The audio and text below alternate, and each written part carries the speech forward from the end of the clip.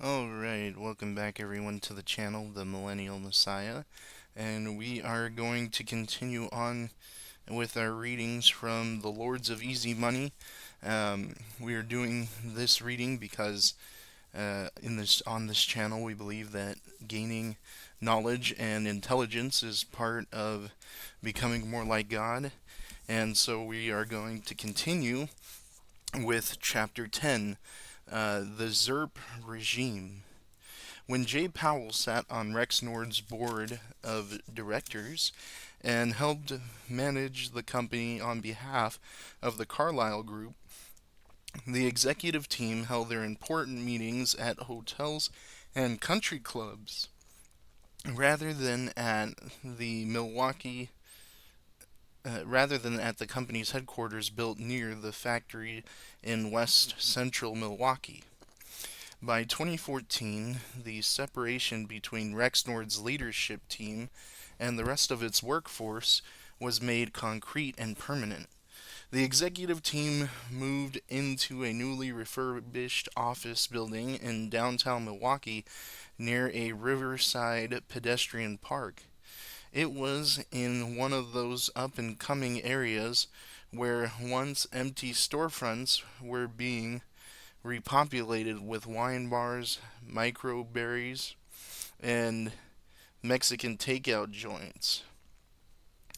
During lunch break, the Rexnord executive could stroll along the winding pedestrian path across the street overlooking the Menominee River, which snakes through downtown.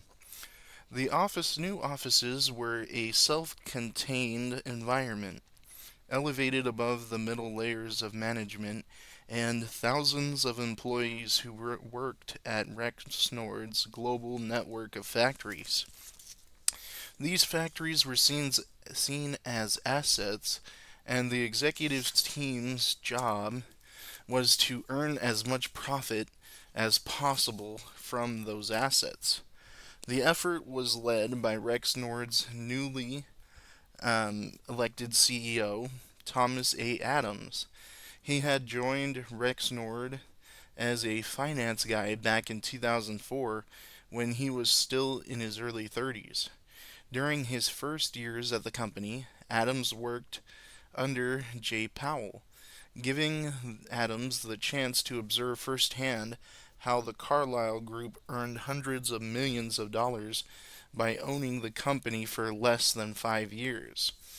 Adams quickly advanced to higher and higher positions within Rexnord until he became the CEO in 2009.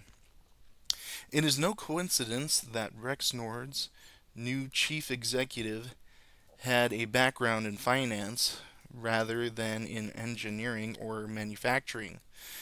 After Carlyle sold the company to Apollo, Rexnord was swamped with debt, and managing that debt became one of the company's top priorities. In 2010, the first full year Adams was CEO, Rexnord's debt burden was 2.1 billion, and it paid 184 million in interest payments alone. The company lost 5.6 million that year. During the depths of the Great Depression, having lost 394 million the year before. Rexnord wouldn't turn a profit until 2012, and it paid millions of dollars in interest costs each year. But Adams wasn't deterred. Apollo still owned Rexnord, and in the world of private equity, there was more to running a business than turning a profit or being debt free. Rexnord had become Apollo's strategic vehicle to generate periodic windfalls through financial engineering.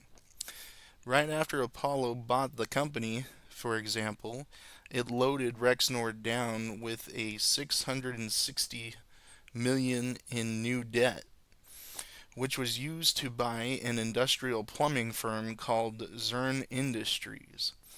This expanded Rexnord's reach into new markets, and created a new pathway for even more debt fueled acquisitions. One of Adams' main jobs was to help shape Rexnord into a commodity that could be sold outright or at least monetized along the way. When Todd Adams talked publicly about managing Rexnord, he talked about the company's unique management system philosophy, which they called the Rexnord Business System, or RBS. They even drew up a logo for the thing. During one promotional video about Rexnord, Adams stood before the camera and talked up the virtues of RBS. Any business can win once.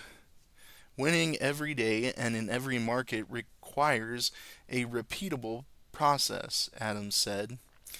With his bald head and square shoulders, Adams looked a bit older than his age.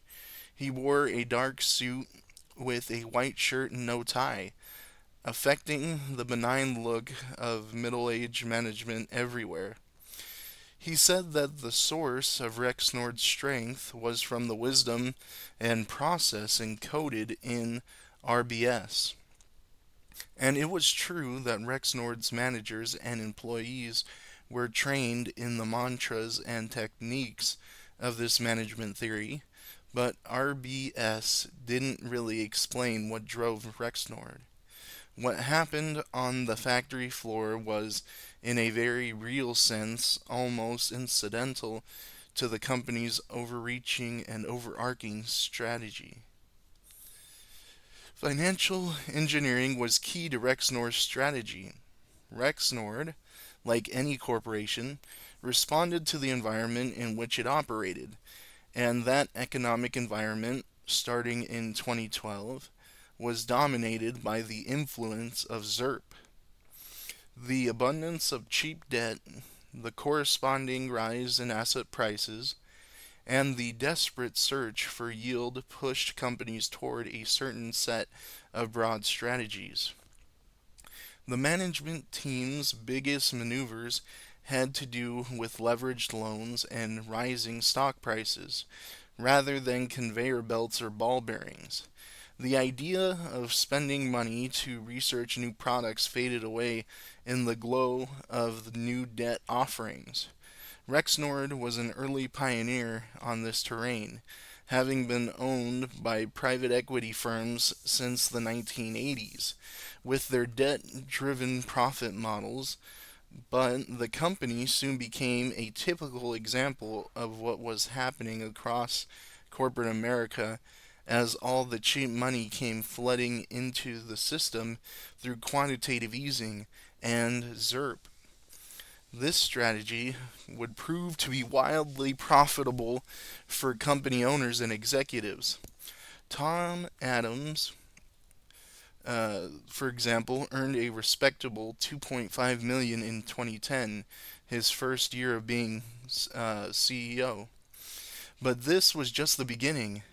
In 2012, a good year for him, Adams earned 8.7 million thanks to a generous allotment of stock options the year the company went public.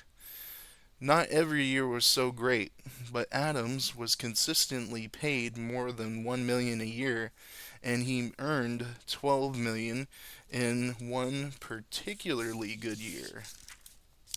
But the gamble of Zirp was not that it would make people like Todd Adams rich. The gamble was that it would help people like Rexnord's employee, John Feltner. He believed, at one point, that a job at Rexnord might provide him a narrow pathway to a stable middle class life. All the financial engineering encouraged by Zirp was supposed to make that belief come true.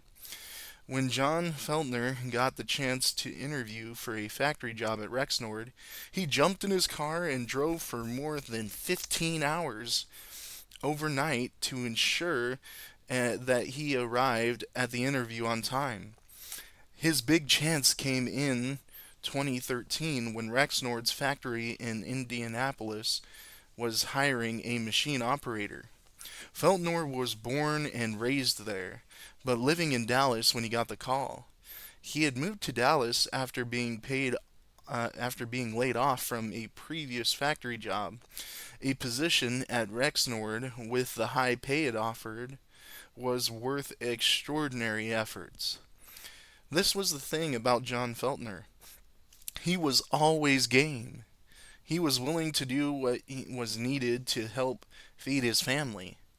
Feltner was a well educated guy, and he was educated in the complex mechanics of modern industrial production.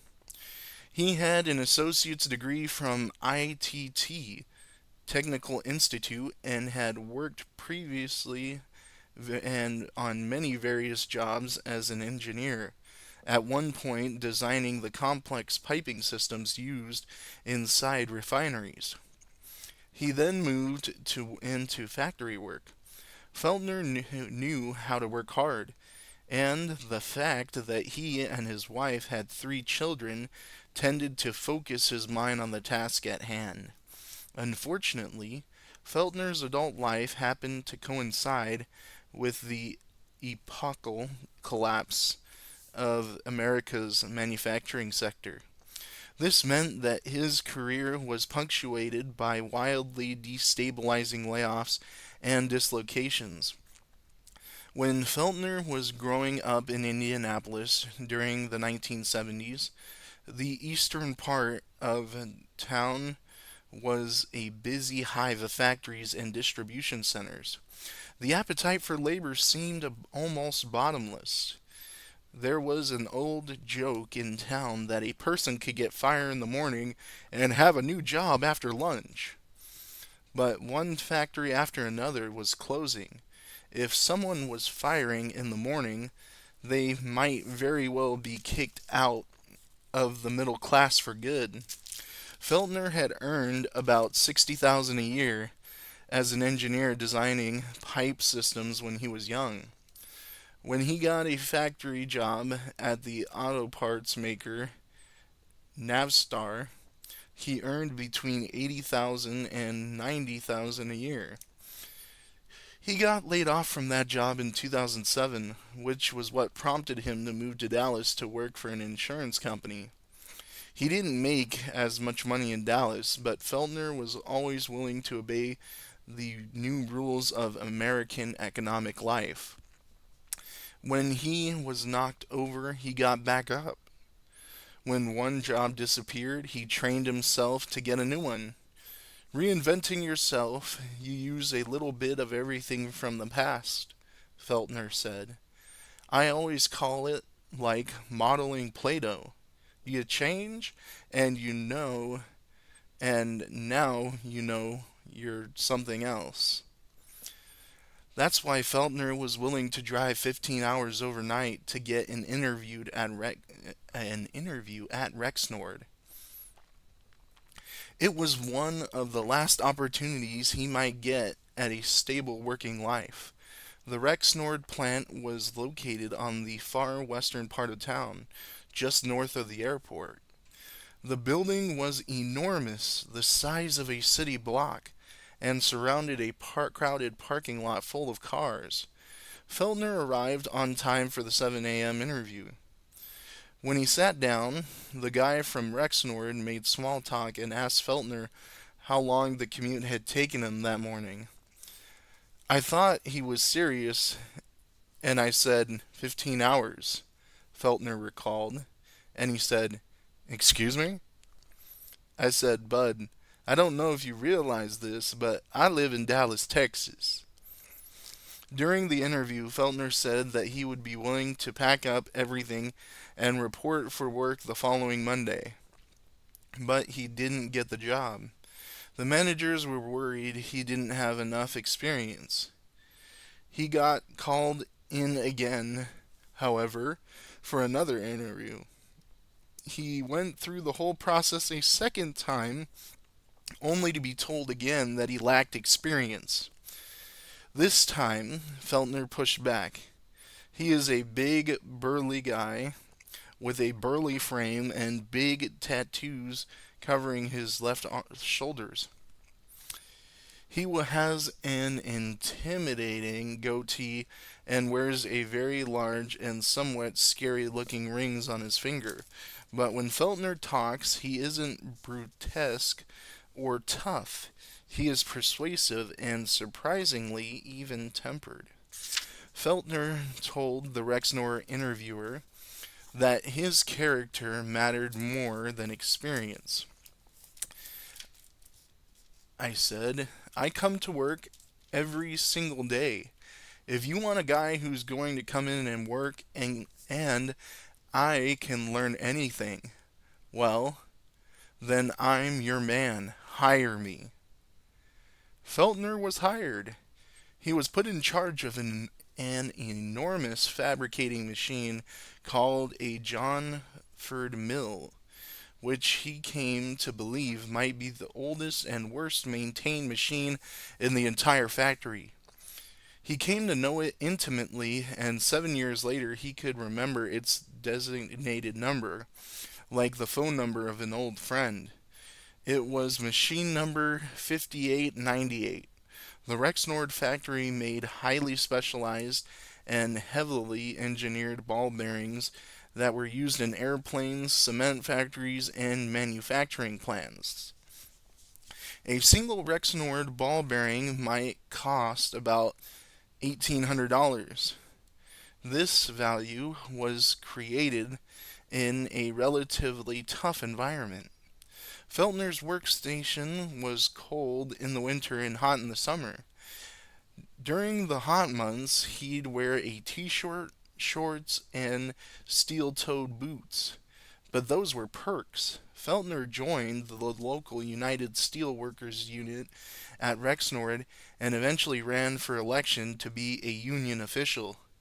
He had won, and he had gained a measure of power in helping shape his working conditions.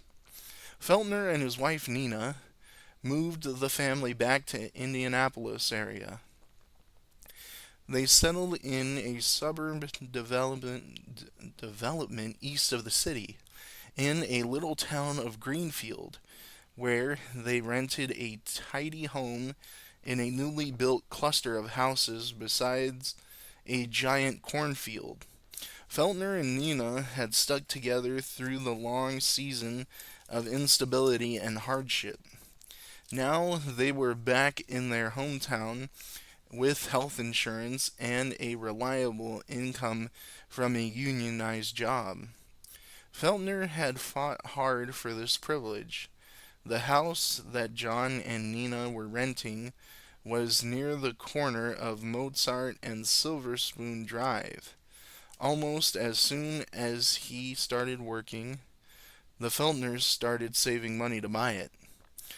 From the view of Rexnord's headquarters office in Milwaukee, the ball bearing factory in Indianapolis was seen as a single asset within a network of assets owned by the company. All of them arrayed on a complex and ever-shifting game board. CEO Tom Adams and his team had to figure out how these game pieces might be moved in ways that generated the most profit for the company's owners. Apollo management was still owned about 24% of the company, while another 23% of stock was split between T. Rowe Price Associates and J.P. Morgan Chase. Other chunks of the company's shares had been broken apart in an initial public offering and sold on Wall Street. The sale of that stock raised $426.3 million in cash, but very little of that money went to the company itself. Apollo took $15 million off the top as a management fee, and $300 million was used to pay down the debt. In 2013, the company announced another public offering, this time aimed at raising 1.36 billion. Unfortunately, as the Milwaukee Journal Centennial reported, the offering would not raise proceeds for Net Rexnord. The dilemma faced by Adams and his team was not so different from that of any corporate leader. They had to maximize profits, increase the return to the owners, and demonstrate that the company had a pathway to major growth in the coming years. There were many different ways of doing this. Rexnord could try to invent new products, try to branch out into new industries, or reinvest in its factories to improve the quality of the products it already made. But when searching for big products, Rexnord's leaders could focus on two things in particular: the booming market for the company's debt and the booming market for the company's publicly traded stock. This was where the real money was churning.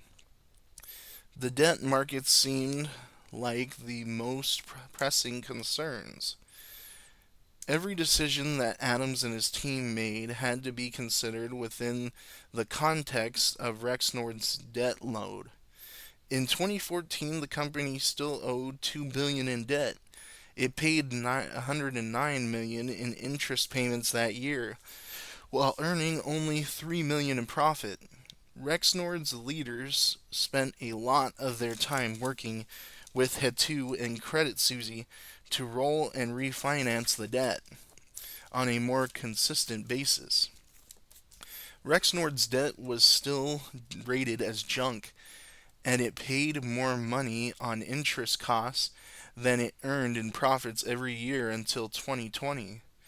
Paying down the debt would take years, and the process would require bitter compromises and painful costs.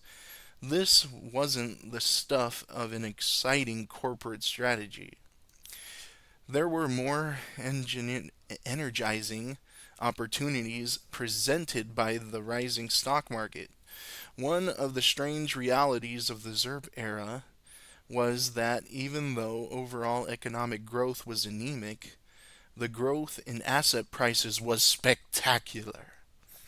This created the opportunity for executives like Adams to exploit a once obscure financial tactic that allowed them to cash in on inflation of the company stock. This tactic was something called a stock repurchase or stock buyback. This was a strategy that Rexnord began to pursue along with the rest of corporate America. Stock buybacks were made legal in 1982, and they are exactly what they sound like. A company uses cash to buy shares of its own stock. The basic appeal of a buyback was obvious for the people who already owned the company stock. When shares are purchased, they get taken off the market, which decreases the total amount of shares in existence. This can boost the price of remaining shares because there are less of them to buy. Stock buybacks also help juice an important metric by which many CEOs get paid, called earnings per share, which measures how much profit a company earns per share of stock. Take away more shares, and the earnings per share go higher. In this way, stock buybacks are a great way to meet the earnings per share target without doing things like winning new customers, innovating new products, or improving operations. Also, maybe most obviously, the share buybacks give money to people who already own the stock, which can include the company's executive team. In spite of all these benefits to executives and shareholders, stock buybacks remained relatively rare through much of the 1990s. There were compelling reasons to avoid them. Buybacks almost always increased a company's indebtedness, which weakened it. This tendency was only amplified when companies borrowed cash to make a buyback. But the strategy became almost unavoidable when debt was so cheap and stocks were rising so fast. The most boring seeming companies in America became financial engineers, borrowing cash, buying their own stock, pumping up their share prices, and often justifying higher pay packages for their executives. The actual business these companies engaged in became less and less important to their management teams. What mattered more was to access to debt markets and rising share prices. McDonald's, for example, borrowed 21 million billion with a B. That's a lot of money. 21 billion in bonds and notes, according to an extensive investigation in Forbes magazine between 2014 and 2019. The company used the cash to help finance 35 billion in stock buybacks. It also paid out 19 billion in dividend payments directly to its owners, giving the owners more than 50 billion during a period when the company earned only 31 billion in profit. Yum Brands, the fast food conglomerate that operates chains like Taco Bell and KFC, borrowed 5.2 billion to help pay for the 7.2 billion in stock buybacks and dividends payments.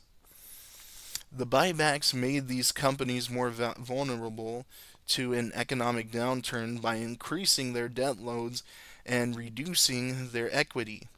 Between 2014 and 2020, for example, Yum Brands boosted its new debt from 2.8 billion to 10 billion.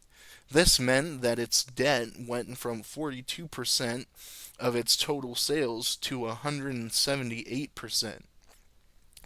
Rexnord was considering a stock buyback in 2015, but the company was so deeply in debt that it would have effectively been buying its own shares with borrowed money. During most of the eras of American economic life, this would not have made sense. This is almost always happens because a company's debt level or its leverage is determined by the level of its debt compared to its equity and its assets. A stock buyback uses an asset, cash, to reduce the company's equity by removing stock from the market and therefore increases its leverage ratio. The company owed 1.9 billion and it paid 88 million on interest cost in 2015, which was more than the 84 million it earned in profits. Nonetheless, in 2015, Rexnord's board of directors authorized Adams and his team to buy back 200 million in stock. In 2016, the company bought back 40 million of its own stock. In 2020, the company expanded its buyback authorization and bought back another 81 million in stock, as was the case with many companies. Rexnord's CEO employed a financial windfall during this period. In 2016, he was paid a 1.5 million, but the following year, he was paid 12 million,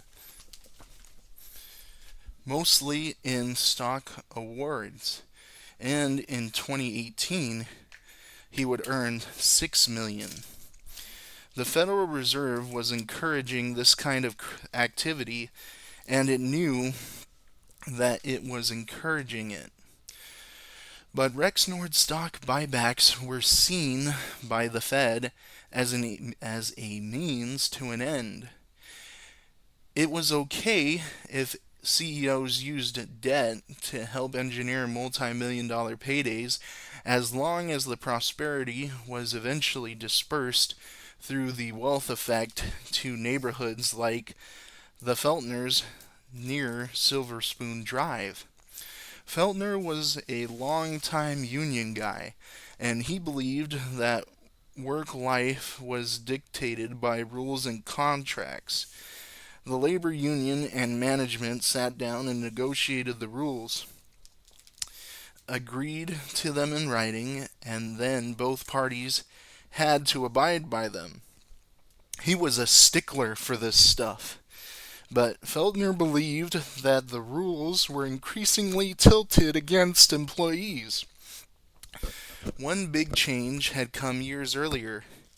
In 2012, when the local union negotiated a new contract, managers said at the time that the factory might get closed down. If so, employees wanted to keep their jobs, they needed to work for less pay or give up some of their benefits.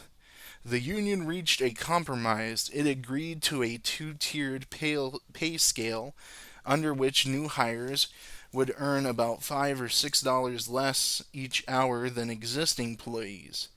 Feltner was offended when he learned about it. He chastised the union for agreeing to do it.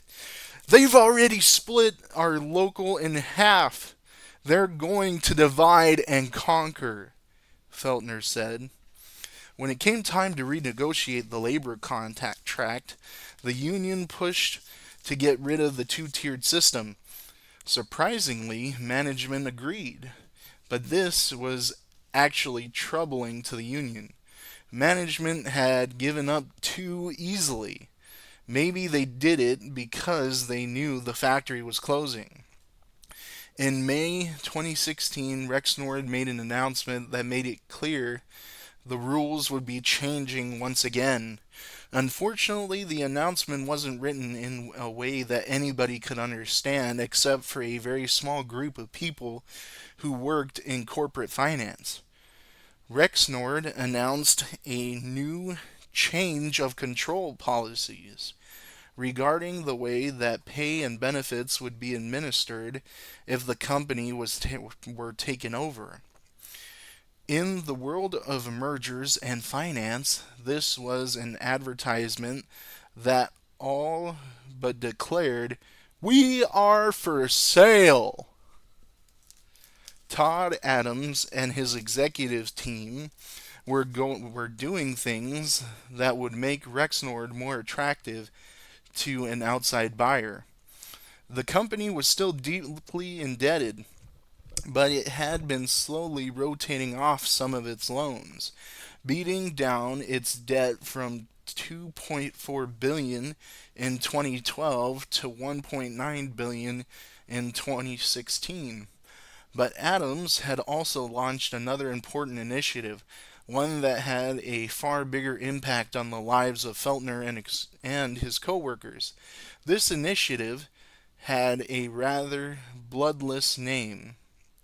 It was called the Supply Chain Optimization and Footprint Repositioning Plan, or SCOFR, as the insiders began to call it.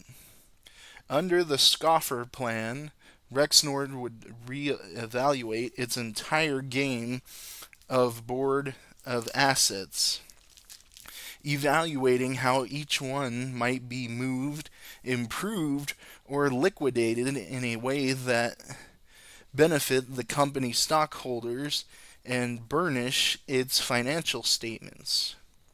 The SCOFR plan called for an elimination of about 20% of Rexnord's manufacturing footprint. Factories in high-paying parts of the world, like Indianapolis, could be moved to lower-paying parts of the world, like Mexico, like Mexico. This is a side tangent. We don't want that. We want stuff to be made in the USA. Made in America. We as a country really need to get back to that, because it seems like more and more every year, it seems like less and less is actually made, manufactured, and produced here, which is not good. In total, the first two phases of the scoffer would save about 40 million a year in costs for Rexnord. This wasn't transformational. Rexnord paid 91 million in interest payments in 2016 alone, but the savings would be attractive to outsiders. They boosted the company's profit margins even if they didn't lessen its debt. When the team implementing the Scoffer plan evaluated Rexnord's ball bearing plant in Indianapolis, they saw an opportunity. Looking back, Rexnord employees would say that the first suspicious thing they noticed was that the company installed new security cameras in the Indianapolis factory. The cameras went up over a weekend, which seemed odd. Curious employees were told that it was just a security measure. Feltner was in the factory when employees were told to gather for an announcement. Again, there was a strange detail about this. Half of the employees were asked to go to a loading dock at the back of the building, and half were asked to go to a spot in the front of the building. They didn't know why the company would want to split everyone up. Feltner joined his half of the coworkers, and they stood around while a Rexnord manager got up in front of them to give a short, unsentimental speech. Rexnord had decided to close the ball bearing factory and move its production to Monterrey, Mexico. The union later learned that employees in Mexico would earn about $3 an hour, and that closing the American plant would save Rexnord about roughly 15 million a year. The impact of this news was immediate and severe for Feltner and his coworkers. They didn't live in a world where someone could move fluidly from one well-paying job to the next. Getting laid off was more akin to falling over the side of a cliff. They had been on a relatively high plateau, and the odds that they would ever be that high again seemed very small. Feltner had fought hard to join Rexnord, and he had fought hard for a reason. He knew how rare and valuable the job was. With one meeting, the 300 jobs at Feltner's factories disappeared. It really rocks your world. It really does. People were pissed. You had just had your entire life crapped on, Feltner said. The employees did what they could to fight the decision. They gave interviews to the local TV news station cameras. They even tried to pressure political leaders to do something, but that was a long shot. Labor unions had once been political power brokers in American life, but now they were just a marginal interest group that garnered scattered media attention. But there did seem to be one more reason for hope. 2016 was a presidential election year. The Republican candidate Donald Trump was campaigning in a very strange way for a Republican. Trump was the first major face. Trump was the first major party presidential nominee in decades to argue passionately, belligerently, profanely, and repeatedly that it was more important to keep jobs in the United States than it was to earn maximum profits for shareholders. Trump had latched on to another larger case of layoffs in Indianapolis. A company called Carrier announced it was closing its Indianapolis plant, eliminating about 1,400 jobs and moving 700 of them to Mexico. Trump made Carrier the villain of his campaign speeches and promised to punish Carrier or any company that moved jobs overseas by imposing taxes or tariffs on them. Feltner supported Trump and his running mate Mike Pence, who was the governor of Indiana. If any political team could do something about the layoffs, it seemed like it was Trump and Pence. Trump's Democratic opponent, Hillary Clinton, did not inspire much hope, or any hope. She had long advocated for an economic system defined by global trade agreements that smoothed the way for transferring jobs into markets where the labor was cheaper. Feltner and his coworkers hoped desperately that more media attention might entice Trump to intervene more aggressively on their behalf. In December, as Christmas approached, Rexnord employees held a church service with their fellow union members from the carrier plant. They convened at Mount Olive Ministries Church in an industrial area south of the Rexnord plant, near a large parking lot for the airport. Before the services began, the attendees arranged a big sign composed of holiday lights near the altar that read, "Save all the jobs." A local television cameras were invited inside while the employees sang, "O come, all ye faithful." Employees stood up and gave short speeches with the glooming, funereal tone of the prayers given in hospice. They were praying to God, but also praying that Trump or anyone else might listen. Nothing really came of it. Trump won the election, Christmas came and went, and Rexnord moved ahead efficiently with Operation Scoffer. Trump attended a press conference at the carrier plant, falsely overstating how many jobs would be saved there, and then got into a Twitter dispute with one of the labor union leaders. Trump's interest in the jobs in Indianapolis dissipated quickly. Rexnord gradually disassembled production at the Indianapolis plant and prepared its new facility in Monterrey. The company offered Feltner and his coworkers extra pay and severance if they stayed on the job until the factory was entirely closed down that summer. They would be asked to help train the workforce in Mexico who would be taking over their work. Employees who helped in the training would get a $4 per hour increase in pay.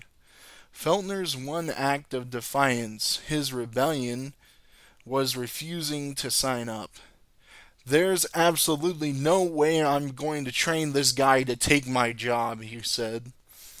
This was the victory Feltner could claim when the plant finally closed for good in 2017 and he went back on the job market. Todd Adams never managed to find a buyer for Rexnord or any of its major divisions, but the executive team did manage to keep whittling away at the company's debt, driving it down from $1.9 billion in 2016 to $1.4 billion in 2018, and the profit margins were improving as the company imposed more rounds of scoffer. Rexnord closed 7 facilities in its water management division alone between 2017 and 2020. It appeared that Rexnord's board of directors was pleased with Adams' performance. He earned $1.5 million in 2016 when the Indianapolis plant closure was announced. In 2017, when the plant was closed, Adams was paid $12 million, largely in stock benefits. The financial data company Walmine, which tracked public data of stock sales and awards, estimated Adams' net worth to be at least $40 million by 2020. Moody's credit rating agency steadily raised Rexnord's debt ratings over the years as the company cut costs, but in 2020 the debt was still rated as junk. John Feltner did his Play-Doh routine again, whereby he reshaped his working life. After his last day at Rexnord, Feltner kicked around looking for a job that might pay something similar to what he had made. He eventually got a decent one doing maintenance at a grocery store. Then, a job as a temporary maintenance contractor. He and Nina put their plans on hold to buy the house near Silver Spoon Drive. The interruption was stressful, but Feltner wasn't deferred by it. He and Nina still aimed to eventually build up enough savings to buy their house and to put their kids through college. Each of Feltner's jobs paid less than the one before it, but both he and Nina were willing to work hard. They would make it, although it would be painful, expensive, and destabilizing to be laid off. Feltner had grown accustomed to it. I call it the new normal. It's something you get used to. Jay Powell had earned his personal fortune from Rexnord in the way Powell did most things, discreetly and efficiently. It appears that when Rexnord's layoffs made the national news in 2016 and 2017, there wasn't any public mention of the role Jay Powell played in the company's fortunes. His ownership of Rexnord was a decade in the past, but there was a straight line between Powell's stewardship of the company and its later travails. When Powell flipped Rexnord, the company was dropped into a deep well of debt from which it never emerged. This reality shaped everything that happened afterward, including the birth of Scoffer and the closing of the Indianapolis plant. But Rexnord was long in Powell's past. During 2016, Powell and the Fed governors were focused intently on difficult internal debates. They were trying, with little success, to figure out how the Fed might control and contain the side effects of its monetary experiments. Powell had warned in 2013 that the market for leveraged loans and other debt assets was overheating because of the Fed's interventions. By the end of 2016, corporate debt had increased by 25% to 8.5 trillion. It was proving to be extremely difficult for the Fed to withdraw its interventions before the debt markets became even more overheated. Powell was at a social function in Washington one night when he bumped into someone who might have been able to offer him some insight into the Fed's dilemma. It was a chance encounter when Powell met the former president of the Kansas City Fed, Tom Hoenig. The two men shared some polite conversation, but didn't talk too much about the monetary policy. As Hoenig would later remember it, their conversation was short. Hoenig had other things on his mind at the time. He had returned to Washington, D.C. after retiring from the Fed to take another job in government agency. He had been lured back to become vice chairman of the regulatory agency charged with maintaining stability in the U.S. banking system called the FDIC. It had been years since Hoenig had warned that the quantitative easing and Zirp would cause a massive misallocations of resources, increase financial risk, and primarily benefit the rich who owned the assets. Now, as a bank regulator, Hoenig had a front row seat to watch it happen.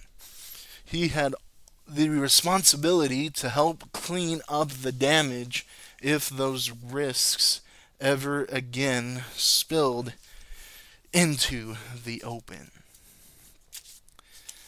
All right, we'll go ahead and leave off there on chapter 11. And we are doing good. We're now more than halfway done with reading this book, and there's been a lot of great information. Um, it's important, as you know, to gain as much information as possible, especially because a lot of the mistakes that the Fed has made in the past, they are making now currently. And as we see on the news today, that more and more businesses are going bankrupt, declaring bankruptcy, going out of business. Brands that have been, around for most of my life, and most of them had been around for decades before, like J.C. Penney, Dillard's, um, Sears. These are brands that had been around for decades of American history. So we need to do all we can to gain as much information and knowledge as we can so that we can be greater financial stewards of what God has entrusted to us, and also so that way we can hopefully become better financial stewards of our own money that we earn and whatnot. So if you liked this reading, please, once again, subscribe to the channel, hit the like button so it goes out to more people, and so that way we can continue to learn and grow together and grow the channel. So otherwise, I hope everyone has a good rest of your day, and we will talk again